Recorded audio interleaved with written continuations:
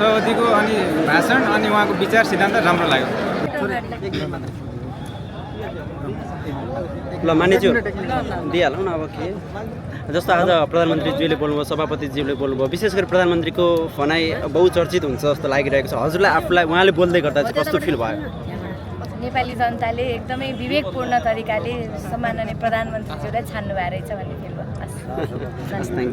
नेताहरू त्यसै गरी हाम्रो पार्टीको सबै सभापति सम्मानित प्रधानमन्त्रीज्यूहरूको जो मन्तव्य थियो त्यसले चाहिँ एउटा सन्देश दिएको छ हामी काम गर्न आएको जनताले जिताएको हामीलाई हाम्रो पार्टीले भन्दैन हाम्रो जनताले जनताकै लागि गर्नुहोस् भनेर जिताएको यदि हामीले नराम्रो गऱ्यौँ हामीले खराब गऱ्यौँ भने जनताले नै हामीलाई त्यसो गर्छन् भन्नुभएको छ र गुड उपगुड भन्ने जुन अरू पार्टीको चलन थियो त्यो चाहिँ हाम्रोमा छैन यदि जन्मे भने जरैबाट उखाल्नुपर्छ भनेर दुइटै सम्मानित प्रधानमन्त्री र सर्दै सभापतिजीले भन्नुभएको छ अन्य पार्टीका नेताहरूले जुन मन्तव्य दिनुभयो जुन सल्लाह सुझाव दिनुभयो त्यसलाई चाहिँ कसरी लिनु भएको छ राम्रो किनभने उहाँहरूको सल्लाह सुझाव लिने त उहाँहरूले गर्दा त हामी यहाँ छौँ अनि उहाँहरूले किन नराम्रो भन्ने फरक होला तर मनमा केही कुरा नलुकाइ जे भन्नुपर्ने हो त्यही भन्नुहुन्छ त्यही रूपमै देखियो राम्रो लाग्यो। अरू दलका शीर्ष नेताहरूले पनि तपाईँहरूलाई जुन किसिमको सल्लाह सुझाव दिनुभएको छ त्यो सल्लाह सुझाव कसरी लिनु भएको छ त्यो सिक्नुपर्ने कुरा हो किनभने यो सार्वजनिक मञ्चमा आएर महाधिवेशनका बेलामा उनीहरूले भनेको कुरा पक्कै पनि हाम्रै भलाइका लागि हुन्छ ती आलोचना ती समर्थन ती सबै हाम्रो भलाइका लागि हो त्यो हामी स्वीकार्छौँ।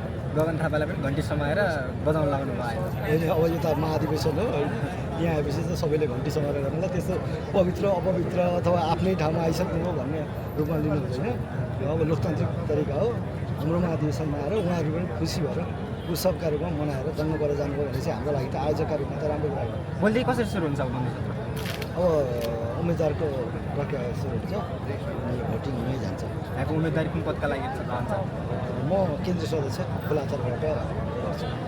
गुट उपगुट छैन भन्ने आजको भनाइबाट प्रश्न देखियो अनि आजको भनाइ मात्रै होइन राष्ट्रवान गुटको एउटै छैन किनभने पार्टी त भर्खर बन्दैछ जुन सङ्ख्याको सुविधा थियो त्यो सङ्ख्याको सुविधा पनि अब हट्यो छैन एकदम यहाँ बुझ छैन यहाँ एकजनाले अर्काको लागि मान्न पनि परेन समूह बनाउनु पनि परेन आफूलाई म प्रतिस्पर्धी छु भनेर दाबी गर्ने हो उम्मेदवार हुन पाइयो तर अब अर्काको लागि नेगेटिभ क्याम्पेन गर्ने समूह बनाउने जस्ता कुरा चाहिँ राजनीतिमा धन्यवाद।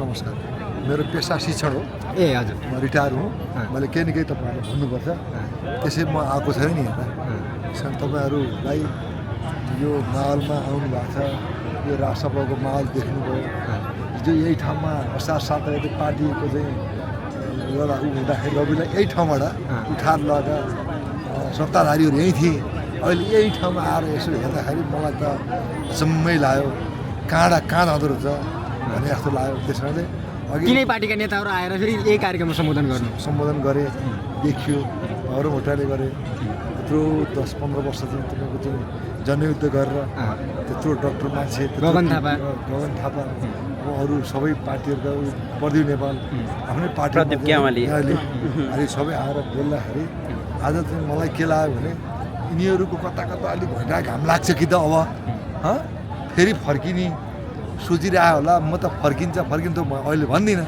जस्तो प्रधानमन्त्रीले जे बोल्नुभयो नि आज संशोधन बोल्नु भएको थिएन कहीँ पनि बोल्नु भएको थिएन आज नन स्टप मजाले दिइरहनु भएको थियो त्यो नेपाली जनताको हितमा थियो सरकारको हितमा थियो पार्टीको हितमा थियो कसको हितमा जस्तो लाग्यो तपाईँ आज शिक्षक पनि भन्नुभयो बौद्धिक हिसाबले पनि यस्तो थियो सर बाबु के छ भने त्यो अब हामीले बोल्ने मान्छे त धेरै पहिला भेट्यौँ प्रधानमन्त्रीहरू अहिले उहाँले चाहिँ संसदमा छोटो मिठो उत्तर दिनुभयो यहाँ जनताको अगाडि राम्रो बोलिदिनु किन भन्दा उहाँलाई जनता के रहेछ त भन्दा सर्वोपरि रहेछ यो देशमा सबभन्दा सिङ्गो भने जनताले हेर्नु क्या नजिकबाट हेरिरहेको छ कि कसले के बोल्यो कसले के गर्यो कसले के सीमाको विरुद्धमा बोल्यो कसले चाहिँ हिजो देशमा कसले के गर्यो यी आदि त्यो सबै चाहिँ जनताले हेरेर सचेत जनताले साह्रो राम्रोसँग मूल्याङ्कन गरेको त्यो मूल्याङ्कन म पनि परेको छु। जस्तो संसदमा एउटा बाहिर बसेर तपाईँले हेर्दै गर्दा प्रतिपक्षी दलहरूले चाहिँ सीमा भारत नेपालले पनि मिचेको छ प्रधानमन्त्रीको अभिव्यक्ति बोलिसकेपछि चाहिँ अहिले पनि होइन संसदमा विरोध गरेर अथवा त्यसलाई कम गरेर पनि त्यो विरोध गरिरहेका छन् एज अ नागरिकको हिसाबले त्यो प्रधानमन्त्रीको तर्फबाट बोलिनु ठिक हो यसमा अघि पनि हाम्रो सम्मान्य तपाईँको आफ्नै भनाइ चाहिँ के छ म पहिला उहाँ जोड्छु सम्मान्य प्रधानमन्त्रीले भन्नुभयो कि हामीसँग बिना प्रमाण हामी बोल्दैनौँ भन्नु मलाई पनि लाग्छ 1 वर्ष अगाडि यो सीमा मिचिएको बारेमा एउटा कान्तिपुरमा लेख आएको थियो। त्यो लेख मैले पढेको थिएँ तर मैले त्यसलाई सँगालेर राख्न सकिनँ। त्यो चाहिँ हेर्दाखेरि त्यो 1 वर्ष अगाडि यी पुराना पार्टीहरू त्यो देखेका थिए। त्यो सीमाको बारेमा यी सबैलाई थाहा छ। अबको नेतृत्वमा को आउनुपर्छ रासोपामा? नेतृत्वमा त अहिले त विकल्पै छैन रवि लामिछाने। हस् थ्याङ्क यू। हस् धन्यवाद। बोल्नुहुन्न भन्नुहुन्थ्यो होइन सबैजनाले। आज बोल्दाखेरि उहाँको भाषण कस्तो लाग्यो तपाईँलाई? धेरै राम्रो लाग्यो। सबैलाई नमस्कार। म कैलाली सुदूरपश्चिम प्रदेश कैलाली जिल्लाबाट राष्ट्रिय स्वतन्त्र पार्टीको क्षेत्रीय उपसभापति। बोल्नुहुन्न सोचिरहेको थियो हामीले, एकछिन अगाडिसम्म त सायद बोल्नुहुन्न जस्तो लागिरहेको थियो, तर आज एकदमै राम्रो बोल्नुभयो, सकारात्मक बोल्नुभयो। जसले बालेन पक्ष रवि पक्ष भनेर 2 भागमा बाँडेको थियो नि, त्यो आज हाम्रो सभापति रवि लामिछानेज्यूले र प्रधानमन्त्री बालेनज्यूले दुईटैले क्लियर पारिदिनु भएको छ। हाम्रो दुवै नेताहरू एकदमै सकारात्मक हुनुहुन्छ, तर उहाँको पुच्छर समाएर आएका जो अरू छन् नि उनीहरूको नाम बदनाम गरेर गुट बनाउने प्रयास गरिरहेका छन्। यसका लागि हाम्रो निरन्तर खबरदारी रहनेछ। जस्तो सीमाको विषयमा पनि बोल्नु भएको छ नि, सीमाको विषयमा परमार छ भन्नुभएको छ। एक दिन परमार तपाईँलाई अवश्य देखाउनुहुनेछ, देखाउनु भएन भने हामी पनि क्वेसन गर्नेछौँ। जस्तो उहाँले विपक्षी दलहरूलाई पनि बोल्नु भएको होइन, विभिन्न पक्षहरूमा देशको बारेमा बोल्नु भएको विषय चाहिँ कस्तो लाग्यो? विपक्षी दलहरूलाई एकदमै स्वागत गर्नुभएको छ। के अरे बैगुनीलाई गुणले हान्नुपर्छ भने जस्तै गर्नुभएको छ। हुन पनि यो हिजो दुःख परेका बेला परमार छ चिरकट्टो देखाउँदै परमार छ भन्नेलाई पनि आज स्वागत सम्मान गर्नुभयो। यो एकदम सकारात्मक पक्ष हो। हाम्रो यो राष्ट्रसभाको के सिद्धान्त हो, नीति हो। परिचय दिनु आफ्नो। मेरो नाम लोकेश धामी। सुदूरपश्चिमबाट होला धामी भनेपछि? म सुदूरपश्चिमको बैतडी डिलासिनी गाउँपालिकादेखि। जस्तो प्रधानमन्त्रीले आज बोल्नुभयो, सम्बोधन गर्नुभयो नि, कस्तो लाग्यो तपाईँलाई? प्रधानमन्त्री मलाई एकदमै राम्रो लाग्यो। प्रधानमन्त्रीज्यूले जो चाहिँ अभिव्यक्तिहरू राख्नु भएको छ त्यो एकदमै सराहनीय छ। देशको लागि एकदमै नेतृत्व हामीले जो चयन गरेका छौँ 20औं वर्षदेखिसम्म त्यो टेक्नुपर्छ भन्ने हामी युवाहरूको धारणा हो। यो युवाको चाहिँ जुन सरकार छ त्यो एकदमै आशा लाग्दो र भरोसा लाग्दो पनि छ। अहिलेसम्म हामीले आशा राखेका छौँ, धेरै आशा राखेका छौँ। धेरै दिन भएको पनि छैन, 80 दिन जति भएको छ होला सरकार गठन भएको, र आशा राखौँ 5 वर्षसम्म थुप्रै काम गर्छ भन्ने थुप्रै आशा पनि राखौँ, भरोसा पनि राखौँ।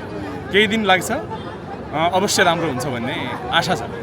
जस्तो आजको यो महाधिवेशनको यो सुरुवाती दिनमा चाहिँ प्रतिपक्षी दलका नेताहरू पनि आउनुभयो। उहाँहरूको सम्बोधन विशेष गरी गगन थापाको भनाइलाई अलिक बढी चासोपूर्वक हेरिएको थियो। उहाँको भनाइ कस्तो लाग्यो यहाँहरू भाषण गर्दै गर्दा? त्यो अब हामीले राजनीति प्रतिशोध गर्न मिलेन। उहाँलाई एउटा हामीले चाहिँ निम्तो पठाएको होला हाम्रो शीर्ष नेताहरूले। आउनुभयो, स्वीकार गर्नुभयो र राम्रै भयो, ठिकै छ। हामी कसैको राजनीतिक प्रतिशोध पनि गर्दैनौँ। जो उहाँको व्यक्तिगत भनाइ छ ऊ पनि ठिकै होला भन्ने लागिरहेछ।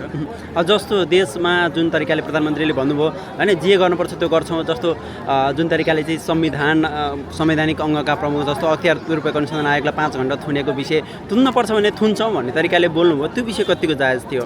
मलाई लाग्छ जहाँसम्म पनि हाम्रो देशको प्रधानमन्त्रीले त्यत्तिकै गैर जिम्मेवारी ढङ्गले अभिव्यक्ति त दिँदैन होला। केही न केही सोचेको होला, केही न केही राम्रैको लागि बोले होला भन्ने मलाई पूर्ण विश्वास छ। किनभने युवा हो, युवाले चाहिँ देशलाई परिवर्तन र अहिलेसम्म भएको 35 वर्षसम्म नभएको काम चाहिँ हामी 35 दिनमा नै नखोजिदिउँ भन्ने मलाई पनि लाग्छ। हामीलाई आशा छ पक्कै पनि 80 दिनमा 80% कामहरू भइसकेको छ र केही न केही अझै हुन्छ भन्ने हामीलाई पूर्ण विश्वास पनि छ। जस्तो यहाँ चाहिँ धेरैजनाले खोजेको चाहिँ हर्क साम्पाङ चाहिँ आउनु भएन भन्ने विषय छ। एउटा कार्यकर्ताको हिसाबले ठुला प्रतिपक्षी दलहरू आउँदाखेरि उहाँको अनुपस्थितिलाई तपाईँ एज अ कार्यकर्ता के भन्नुहुन्छ? त्यो हाम्रो विषय पनि होइन। म हर्क साम्पाङलाई त्यतिको गैर जिम्मेवार व्यक्ति पनि ठान्छु। म उहाँलाई खासै चासोको विषयले हेर्दैन। हस् थ्याङ्क यू। धन्यवाद।